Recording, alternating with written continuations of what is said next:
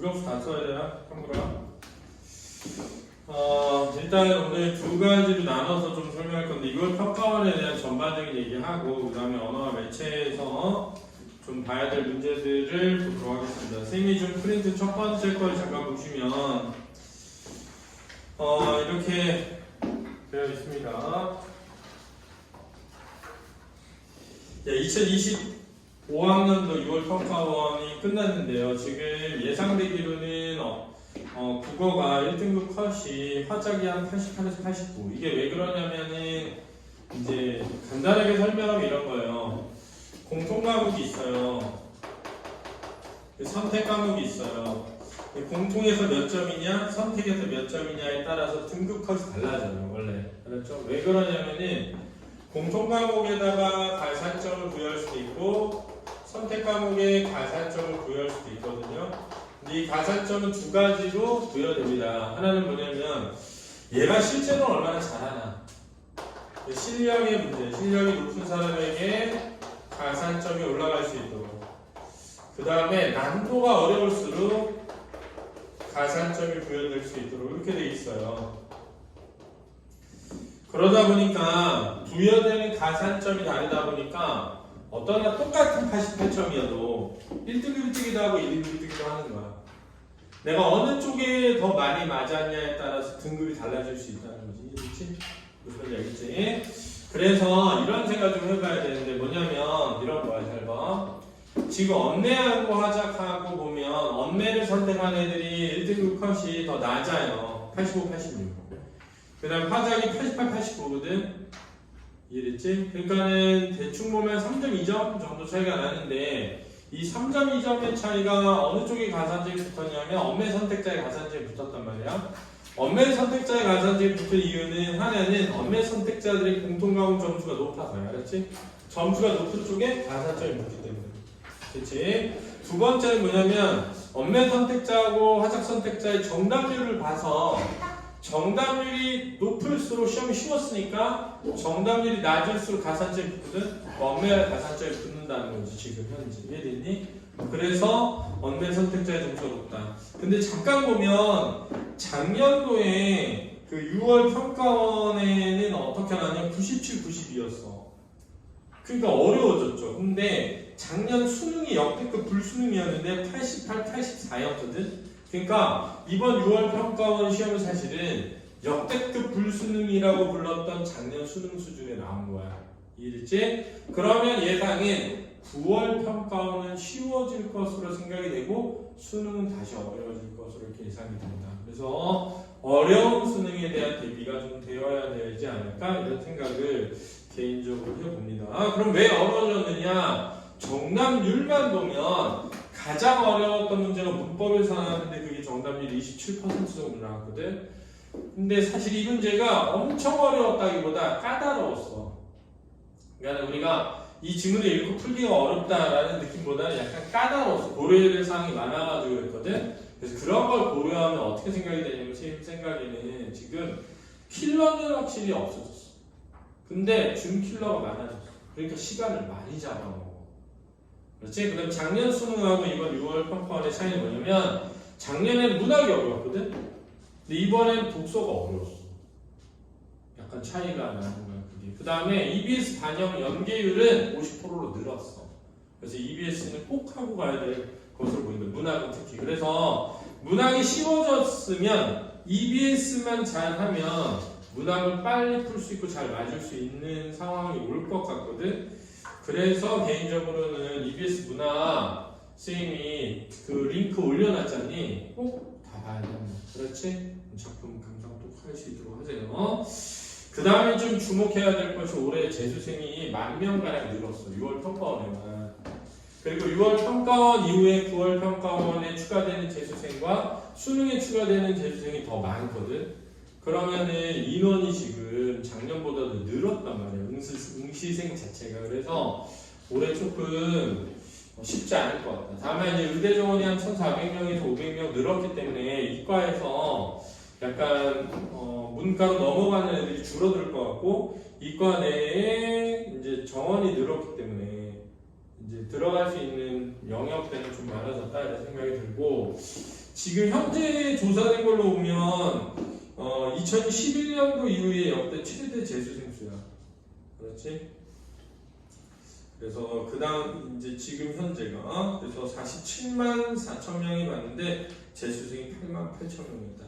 작년에 재수생이 7만 5천 명이었으니까 8만 8천 명이면은 13,000명이라는 거야. 굉장히 많이 늘었어. 그다음에 수학을 봤더니 수학의 경우에 이제 문항 번호랑 영역 연계가 바뀌었어.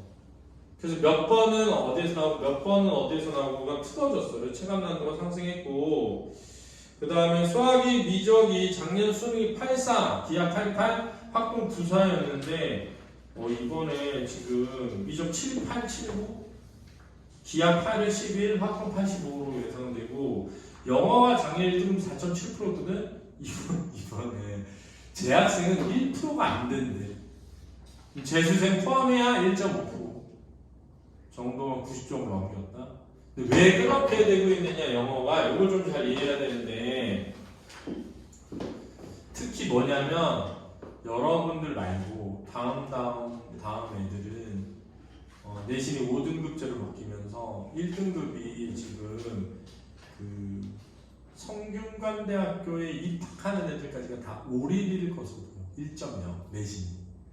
그러니까 걔네들이 성대에서부터 서울대까지 구분을 하려면 수능 최저에서 구별해야 되거든.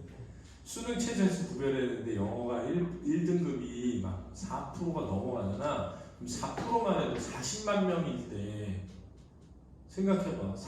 이제 50만이라고 기준을 잡으면 엄청난 숫자야.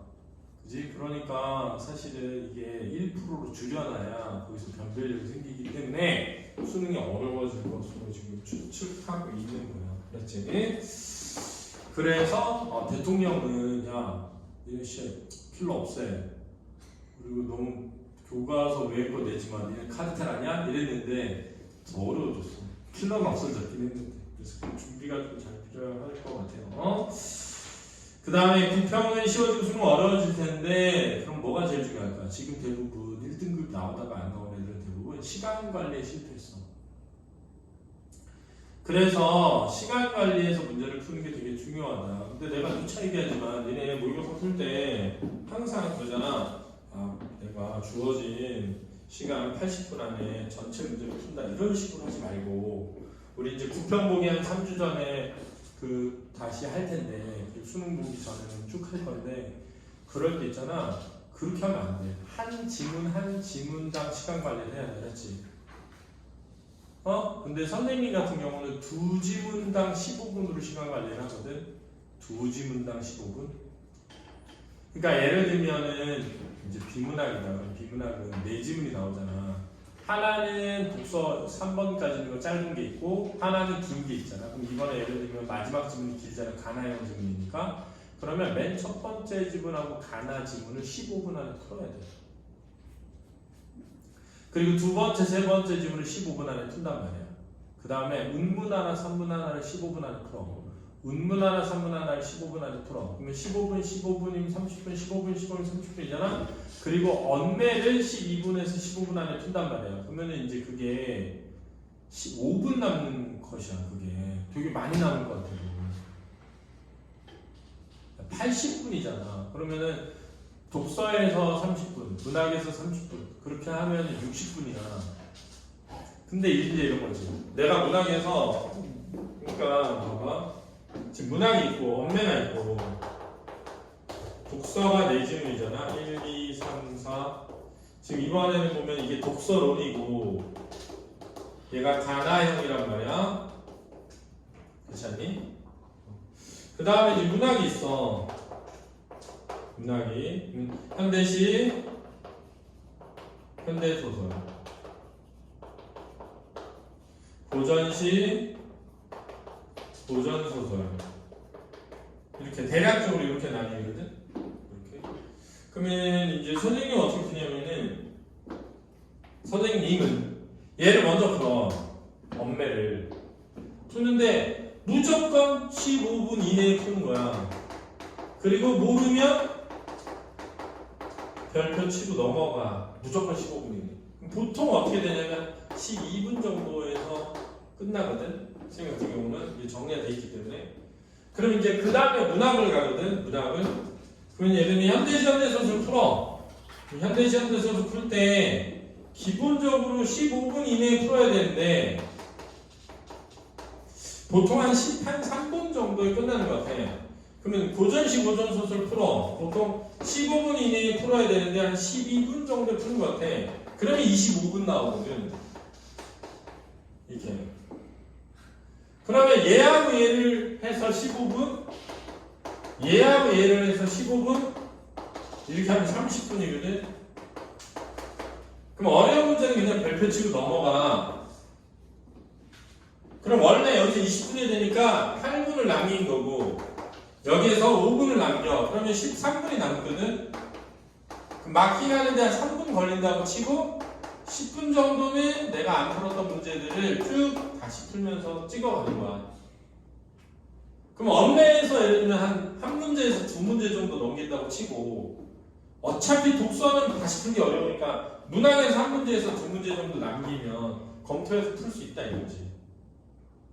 그러면 생각해보면 지금 내가 언매를 선택한다고 가정하고 언매를 선택하면 한 86점 정도가 지금 1컷인데 높게 보면 그럼 마이너스 14점이야. 그지? 그러면 3점짜리로 치면 5개야. 2점짜리로 다니면 7개거든? 그러니까 한 6문제는 틀려도 1등급이 뜨는 거야 지금.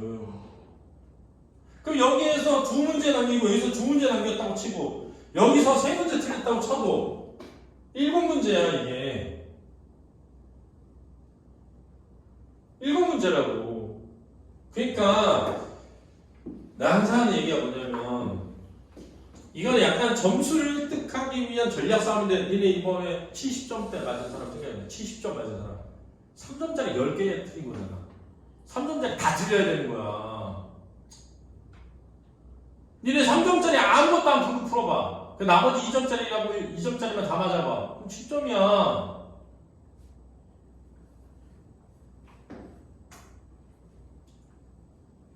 그렇게 나오면 그게 3등급 컷이라고 지금 원매에서.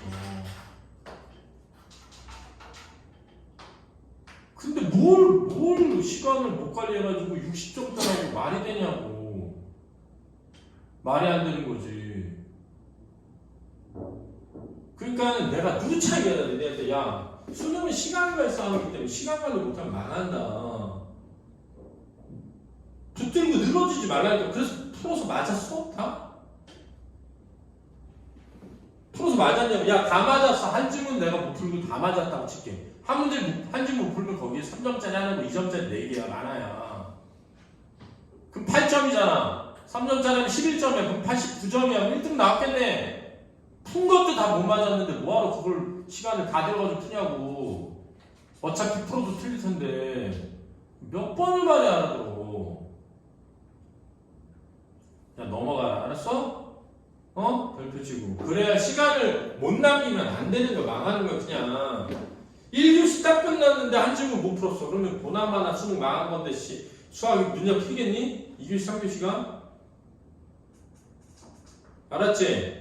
절대 그렇게 좋아. 근데 이제 예를 들면 니네가 지금 가벼운 마음으로 와가지고 모의고사를 풀어. 그럼 시간 관리 잘 되겠지? 근데 그 시간 관리도 디테일하게 들어가 보면 쪼개서 시간 관리를 한 게 아니라 그냥 통합으로 해가지고 그냥 80분 안에 풀었잖아. 그리고 뭐, 나 졸아가지고 못 풀었으니까 뭐 이건 내 실력이 아니야. 이딴 식으로 하면 어쩌자는 거야. 알았지? 순서도 정해놓고 쪼개가 내가 비문학을 잘하면 비문학부터 해도 돼. 근데 2지문 풀고 15분, 2지문 풀고 15분 지키라고. 그러지 않으면 나중에 어디에서 밀렸는지 모르는데 나중에 뭐 10분 남았는데 3지문 남고 이래. 그 와장창 틀리는 거야 다. 그래서 2개 풀고 시간 보고 2개 풀고 시간 보고 2개 풀고 시간 봐야 돼. 그래야 중간중간에 관리가 되지. 그리고 니네 생각해봐. 15분 15분이 얼마나 보기가 좋아. 엄매 풀면 15분이잖아. 5분 남아야 되잖아. 2지 풀고 15분 해야 돼. 10분 해야 되잖아. 2지 풀고 15분에 25분 해야 되잖아. 그렇잖아. 그럼 40분 해야 되잖아. 그러니까 딱딱딱 내가 시계를 보자마자 알아야 된다. 내가 빨리 풀고 있는지, 적정한 타이밍으로 가고 있는지, 모자란지를 알아야 되잖아. 그래서 그런 시간 관리를 꼭 해. 알았니? 아직 안 늦었대. 야, 6평에 망하면 돼. 수능에 망하면 안 돼. 그리고 9평 본 다음에 수시를 쓸 거기 때문에 6평, 9평 합쳐서 9평 잘 봐야 돼. 알았지? 6평 망한 사람들. 6평 잘못 사람들 방심하지 말고. 알았니? 잘 수고했다. 엄매 그거 봐봐. 문제 2개만 하면